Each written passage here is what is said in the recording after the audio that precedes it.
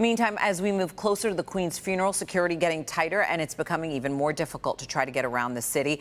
Our Kimberly Gill has been in London since Thursday. She joins us now live with a look at just how big of a deal security really is there right now. Good evening, Kimberly. Sandra, good evening from London. About 2,000 world leaders are expected to come here for Queen Elizabeth's funeral on Monday. You add that with the tens of thousands of people who are already here to bid farewell to the Queen. It is easily the biggest security operation this city has ever seen. On the ground, in the air, on horseback, and on the water. While the world has been mourning the death of Queen Elizabeth, police have been working around the clock to prepare for the biggest security challenge they've ever faced. There is nothing that could probably possibly compare to not just what's gone on already, but what will occur on Monday at the state funeral. Security forces preparing for the worst against a monumental outpouring of emotion. The international crowds are enormous. Many roads are closed, which makes getting around a challenge. The problem is the population of London is already about 9 million people, so you add the world leaders who are here, members of the press who are here, and you get this gridlock. And that's not just vehicular gridlock. Very Spanish, thank you. Use both sides of me. It's pedestrian gridlock, too. Police officers have come from all over Great Britain.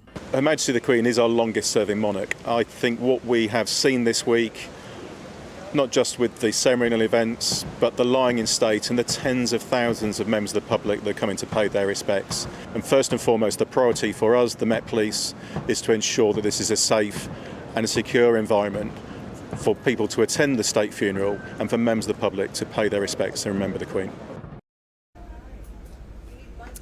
Now, our live coverage of the Queen's farewell continues today. Photographer Tim Pamplin and we met with some U of M alums who are living here in London. We actually met them at a pub where they were watching today's U of M football game.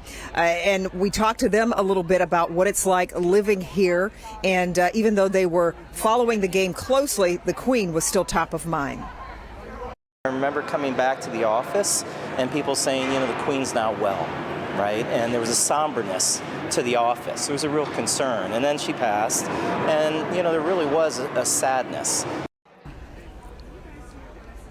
That gentleman is Ward Bobbitts. He grew up in Lathrop Village. Coming up on Local 4 News tomorrow, beginning at 6 a.m., we will be live with more people here in London who graduated from the U of M, and we'll get their take on what it's like living here during this really historic time. So it's about, about 5 minutes after 11 p.m. here in London, Sandra, and people are still filing through to see the Queen. We just yelled down and asked someone how long they had been in line, and they said about 8 hours.